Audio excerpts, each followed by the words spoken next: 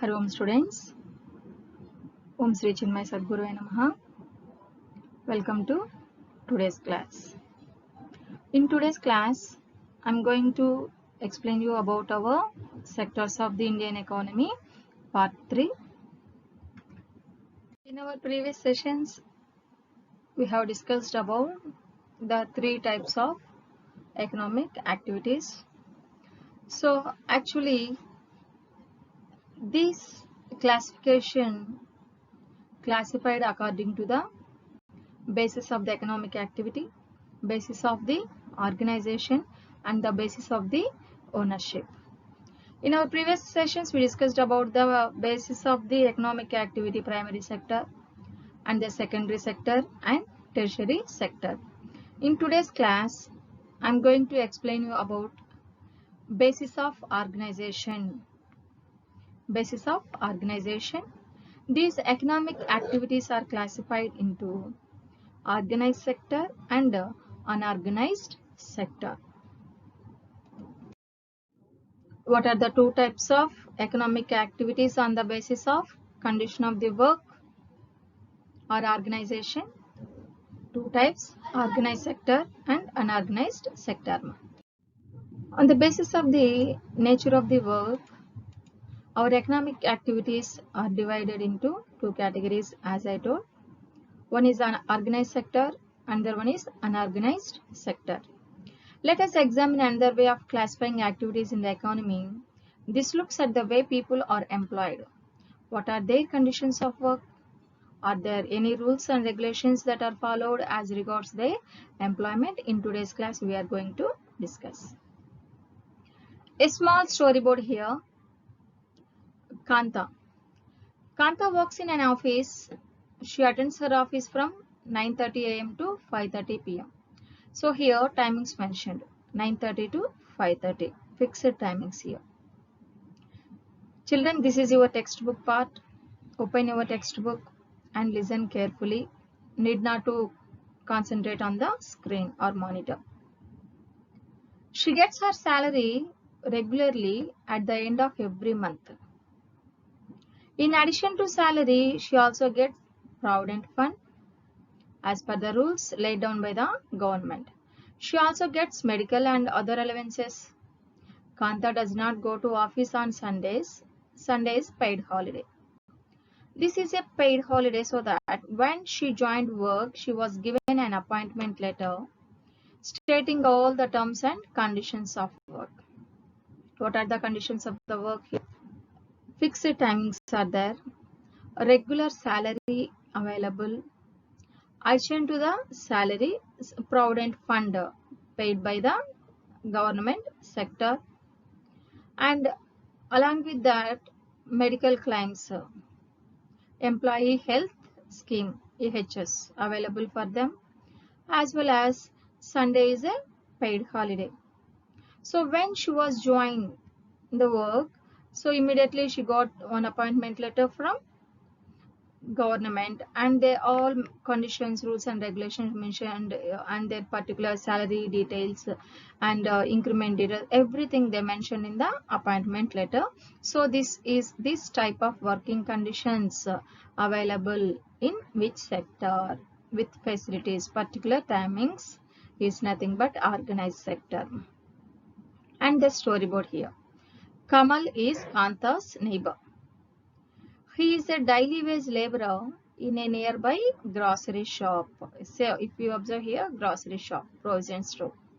He goes to the shop at 7:30 in the morning and works till 8 p.m. So nearly how many hours? 12 hours. More than 12 hours he is working for this shop. In the evening, he gets no other allowances apart from his wages. He is not paid for the days he does not go to work. He has therefore no leave or paid holidays, nor was he given any formal letter saying that he has been employed in the shop. He can be asked to leave any time by his employer. So there is no Sundays, there is no paid holidays, festivals. Morning 7:30 to evening 8 o'clock, more than 12 hours he need to work, and then there is no fixed salary to him. there is no medical allowances, and there is no provident fund to them, and there is no particular appointment letter to him. Understood clearly? So this type of works we observed in unorganized sector. What is meant by organized sector and unorganized sector? If you observe here, children, Kanta is working in organized sector. Here, organized sector covers those enterprises or places of the work where the terms of employment are regular and therefore people have assured work and fixed salaries and fixed timings. So they are registered by the government so that they have to follow particular rules and regulations imposed by the government according to the Factories Act, Minimum Wages Act, Payment of Gratuity Act, Shops and Establishments Acts, etc. If you see here, children, to give any permission to the big industries, they must have to take the permission from the government of India. Without that permission, they are unable to run their business activities for a long period of time.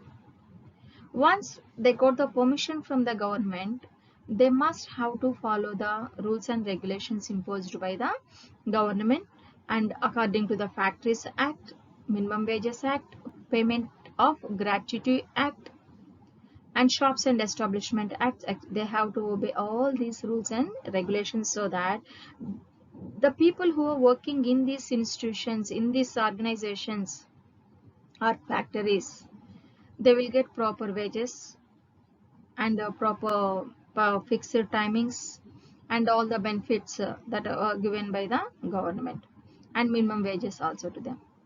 So that is called as organized sector. And second person who is working in grocery shop, that is called as unorganized sector. Understood clearly? See here, those who works in a particular period of timings, proper wages and the PF, those all we call as a organized sector.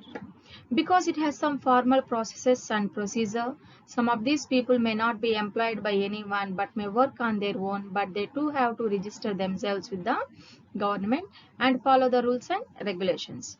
Workers in the organized sector enjoy security of employment. This is very, very important one, job security. Those people who are working in organized sector, they have the job security, security of employment. They are expected to work in a fixed timings. If they work more, they have to be paid overtime by the employer. They also get several other benefits from the employer. So these are the main benefits of the organized sector working conditions. Here one more example for organized sector. Parul works in an office. She attends her office from 9:30 to 5:30 p.m. She gets her salary regularly at the end of every month. In addition to the salary, she also gets provident fund as per the rules laid down by the government. She also gets medical and other allowances. She does not go to office on Sundays. This is a paid holiday. When she joined work, she was given an appointment letter stating all the terms and conditions of work. So this is also one example for organized sector. The timings they mentioned, salary, particular salary, and regularly paid, and Sundays paid holidays, and given some PF and medical claims also for the organized sector employees. Organized sector. The sector which carries out all activity through a system and follows the law of the land is called organized sector. Definition here. The sector which carries out all activity through a system and follows the law of the land is called organized sector.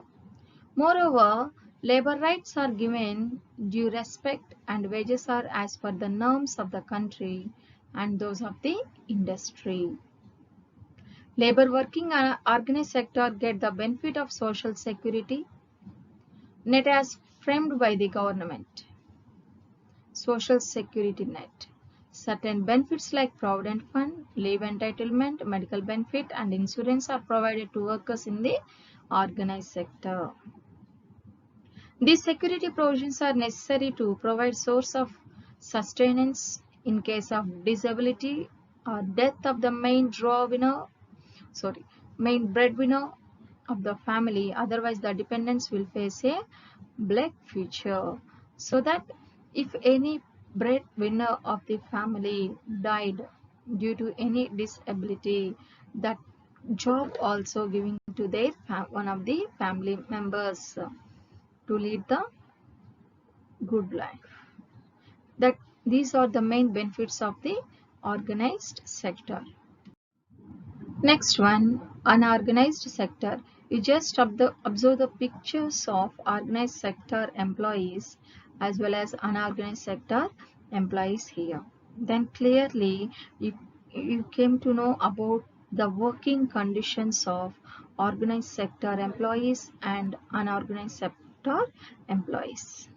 See children here, this sector which evade most of the laws and don't follow the system come unorganized sector. So there is no particular timings, there is no paid holidays, there is no particular salary amount. Understood? So they need to work continuously according to the needs of the organization. So these type of working conditions comes under unorganized sector. Small shopkeeper, some small scale manufacturing units keep all their attention on profit making and ignore their workers' basic right. So some small scale manufacturing units, there is no particular timings. They just focused on the profit or revenue of the institution or the company. They never think about the working conditions of their employees. Always concentrate on the profit making, how to earn more and more money by using less number of workers, by paying less number of wages. That's it. Workers don't get adequate salary and other benefits like leave facilities, health benefits and insurance are beyond the imagination of the people working in our unorganized sector. For example, people domestic helpers or worker at local grocery shops comes under unorganized sector. For example, as I told, fixed salaries for organized sector employees. And benefits, for example, maternity leaves and sick leaves, casual leaves and some medical leaves. At that time also they are getting their salary for particular period of time. After the time they will get their 50% of the wages. Understood clearly?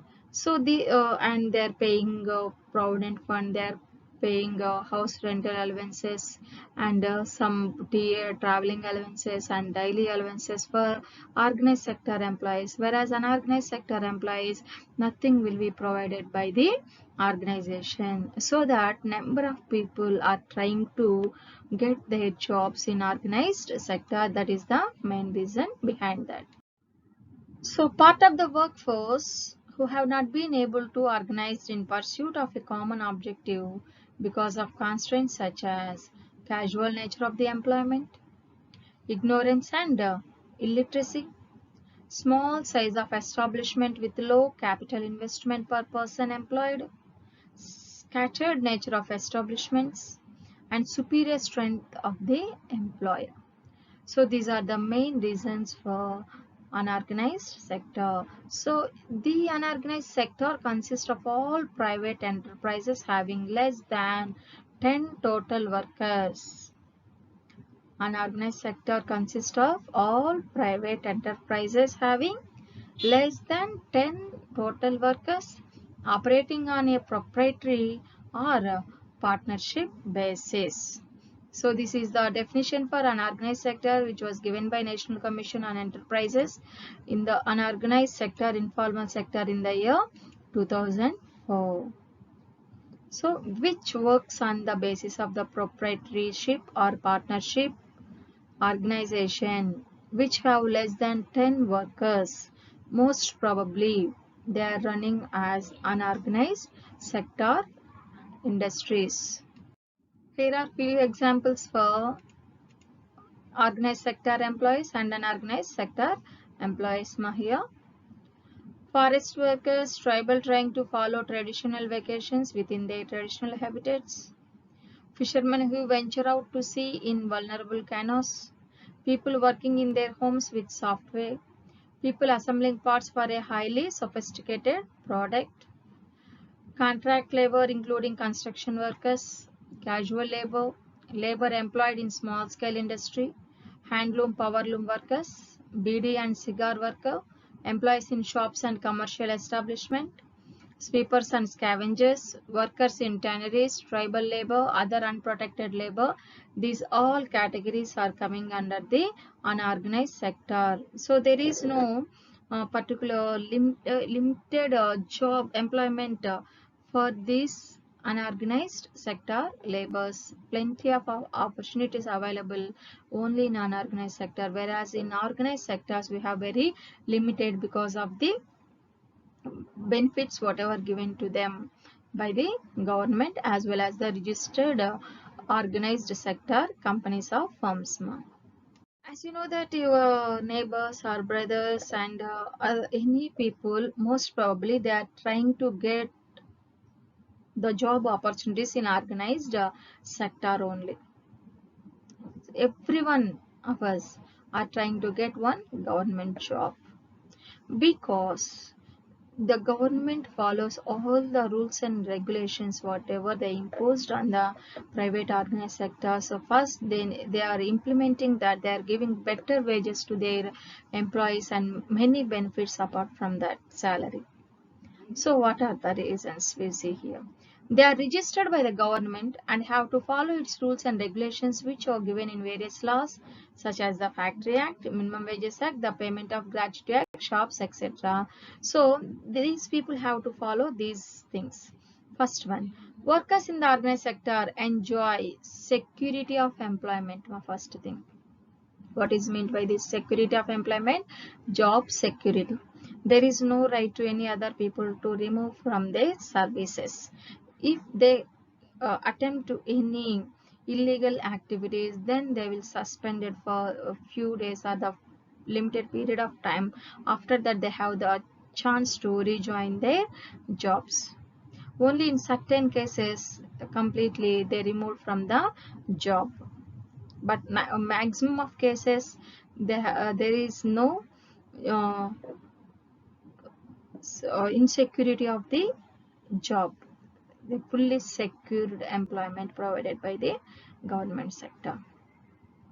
Second one, they work only for a fixed number of hours.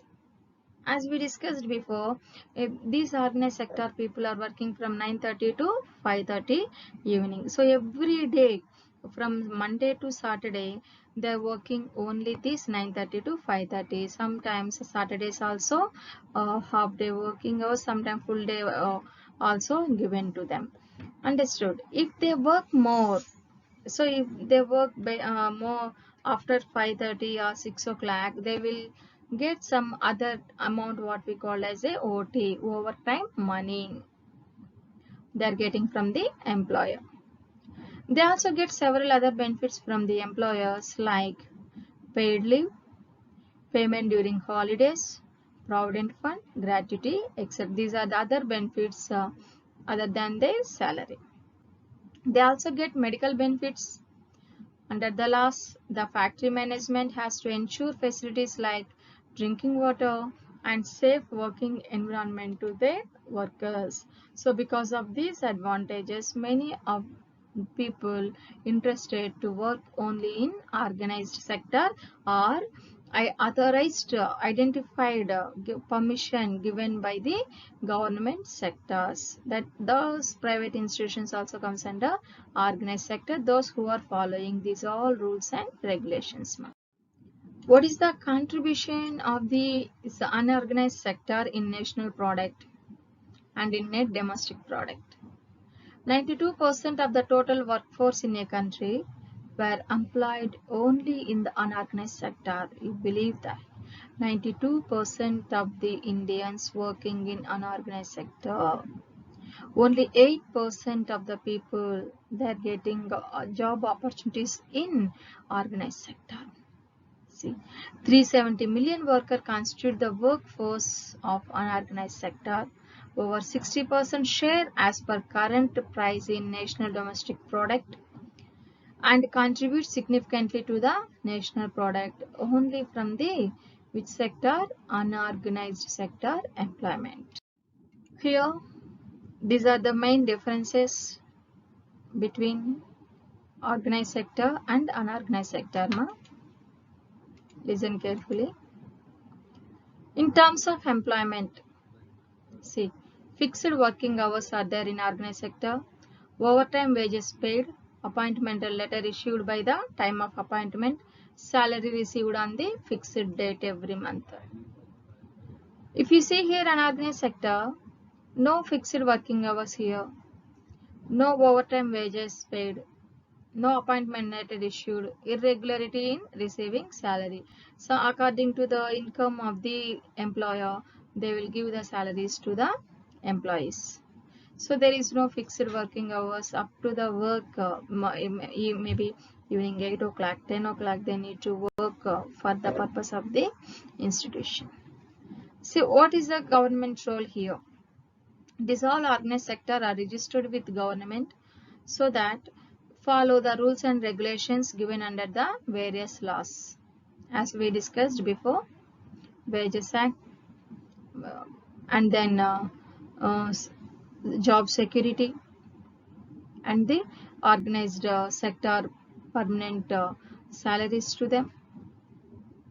Whereas here, outside the control of the government, so because these are unorganized sector and not registered with the government of India, so that they are not following any rules and regulations, so that the workers have to work more and more hours and getting very less wages here.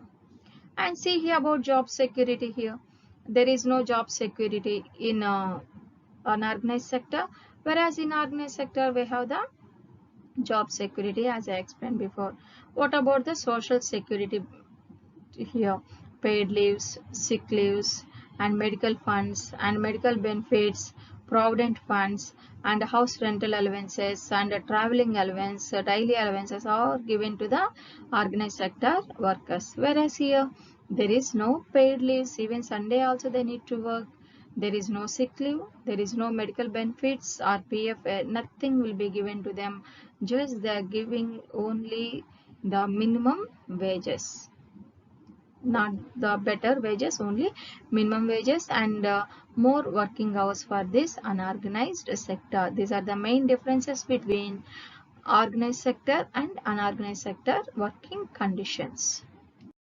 This is the activity of your textbook part. Look at the following examples. Which of these are organized sector activities? You have to find out. A teacher taking classes in a school comes under which sector? A headload worker carrying a bag of cement, a farmer irrigating her field, a doctor in a hospital treating a patient, a daily wage laborer working under a contractor, a factory worker going to work in a big factory, a handloom weaver working in her house. So categorize these all workers under the organized or unorganized. Understood? Next, talk to someone who has a regular job in the organized sector and another who works in the unorganized sector. Compare the contrast their working condition in all aspects.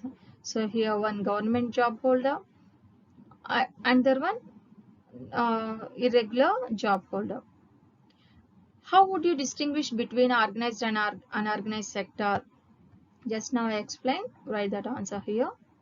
and write more than that, work on it. Here the table below shows that number of workers in India in organized sector and unorganized sector. Read the table carefully, fill in the missing data and answer the questions that follows. See, primary sector, in primary sector, organized sector 2% are there. So remaining unorganized sector, how much? What is the total here? 242. So we have to less the organized sector people to get unorganized sector here. And as same as secondary sector, 9% people are working in organized, 54% is working in unorganized, total 63 in millions. Like the way tertiary sector, 17 in organized and 76 in unorganized, total 93. So total you have to fill these all the things and based on that calculate, fill the table. And what is the percentage of people in organized sector in agriculture? So this is the questions you have to work out in your classwork. Write all these questions and solve this. If you have any doubts, ask me. So as a source of 2009 and 10, this is the calculations regarding our unorganized and organized sector people. See here. In 1999, 2000, organized sector employees are 20.5%. Formal employees 33.7. More employees here. Where in formal means organized sector. Whereas coming to 2004 and organized sector only 29, informal, unorganized, and organized 33.4. Here also is somewhat better. We have more jobs in organized sector. So when the population is growing here, once you compare here, organized sector is only 42.14, whereas here informal of 30.74. So these all are informals, these all are formal employments. This is about unorganized and this is about organized. See, what is the percentage of organized here? See, 46.6 in overall. But whereas unorganized 393. Formal employment only 1.4% here. 99.6 are working in unorganized, that too in informal. These are organized. Informal 29, formal 33. See here, more employment available only in unorganized sector, either in 2009 or 10 or 2004 and 5 or 2000. So maximum share contributed by the unorganized sector only. We have more employment opportunities only in unorganized sector. As you know that only 92% of the people are working in an organized sector. Only 8% of the people are working in organized sector. Then how to protect the workers in unorganized sector? That is a big question in front of the government. So that the organized sector offers jobs that are the most sought after, but the employment opportunities in the organized sector have been expanding very slowly.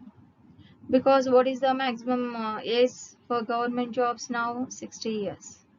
So there is no chance to remove one person. Once appointed, then continuously work up to their retirement age, present 60 years. Earlier 58 is there, now it was increased 2 years, now it is 60 years for their retirement. And because of this duration, what happened, many people, they lost the opportunities in organized sector. So because of this reason, many people engaged in unorganized sector. It is also common to find many organized sector enterprises in the unorganized sector. many organized sector enterprises in the unorganized sector. They adopt such strategies to avoid taxes and refuse to follow laws that protect laborers. As a result, a large number of workers are forced to enter the unorganized sector job which pay a very low salary. They are often exploited and not paid a fair wage. The earnings are low and not regular. These jobs are not secure and have no other benefits to them. Since 1990s, it is also common to see a large number of workers losing their jobs in the organized sector. These workers are forced to take up jobs in the unorganized sector with low earnings. Since besides the need of more work, there is also a need of protection and support of the workers in the unorganized sector. So day to day, our government to avoid some certain expenditure, they are giving the opportunities for private sectors. Our Indian economy is mixed economy, the partnership of the private and public government. So to avoid this one expenditure, now government also follow providing many jobs in unorganized sector like outsourcing and the contract basis, not regular employment to them. So to give little wages for the manpower, now they introduce the outsourcing system as well as the contract basic works for the particular period of the time. They are giving contract only very, so maximum of the government positions now filled with the outsource only nowadays. Who need protection? In the rural areas, the organized sector mostly comprises of landless agriculture, labor, small and marginal farmer, sharecroppers and artisans such as weaver, blacksmith, carpenters, goldsmith, etc. Nearly 80% of rural households in India are in small and marginal farmer category. These farmers need to be supported through adequate facility for timely delivery of seed, agriculture input, credit, storage facilities and marketing outlets, so that we have to protect the workers and the laborers of the rural areas mostly comes under unorganized sector. How to protect these people in rural areas? Providing loans at low rate of interest, to do more cultivation or to establish any small shops or any other businesses. Providing inputs at subsidized rates. Inputs means seeds, machinery and pump sets and money to the laborers at low interest rate by the banks. Giving adequate storage and transportation facility. So like agriculture market yard in the nearest places to store their goods and easy transportation with less transportation wages. Providing marketing outlets for sell their goods. So these by providing these things, so we can protect the workers of the unorganized sector in rural areas. In urban areas, what kind of workers are available? Plenty of opportunities available in urban areas. So most of them are casual workers at constructions, rickshaw puller, rag pickers, etc. are the ones working in unorganized sector. They can be protected by providing loans at the low rate of interest, giving support for marketing of output, helping in procuring raw material. So by providing different employment opportunities and better wages, we can protect the employees of the unorganized sector in urban areas. Observe the picture here. Most of the people in urban areas working in these conditions only.